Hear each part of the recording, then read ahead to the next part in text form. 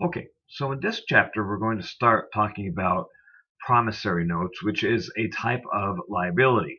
In 101 accounting, you talked about the balance sheet, the income statement, and you talked about revenues and expenses. You talked about all of the assets on the balance sheet. Now you begin to complete the other side of the balance sheet. And one of the very first liabilities you need to determine and talk about is notes payable. Well, notes payable determines that or suggests that there is a person making a promise to repay funds that are loaned to them for some purpose. Typically, a business will go out and say, we need to have a mortgage so we can buy a building. We need to have equipment, but the equipment is very expensive, so we want to go out for a loan. There are two ways to finance any asset the company. These ways, of course, are number one, you can have a liability, and number two, you can have owner's equity. The owners can contribute the money to purchase the asset that is acquired. In this chapter, we're going to be talking about those that go out for a loan and take a promissory note.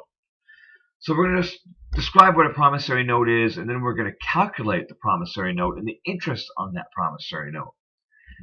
The difference between an accounts payable and a notes payable, a notes payable would indicate a promissory note has been signed, is that an actual signature takes place and there's an interest rate that must be calculated.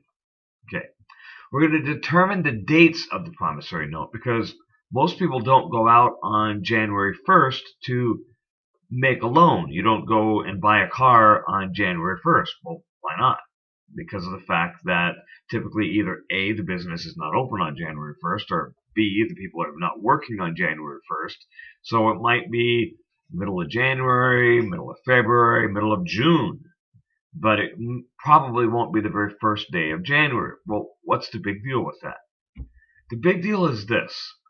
If you go out and you say, I'm going to borrow money at 5% interest per year, and I only borrow the money in June, am I willing to pay the full 5%? Probably not, because I didn't borrow it for a year. I'm only borrowing it up to maybe December 31st. If I'm going to pay it back by December 31st, I want to only borrow the amount of money and then pay the amount of interest that I actually owe. So we have to consider, okay, so what is the maturity date of this loan that we took out? What do we do to record it? Remember, just as in 101, in 102 we have to deal with journal entries, and we have to record these journals, and we have to say, okay, we're going to make these records. We're going to keep these records, and we're going to journalize them and put them into some account, and then we're going to have a subledger and a ledger for those accounts. And in this chapter, we're going to talk about those, talk about the journal entries that are going to be made, and to discuss more about the promissory notes.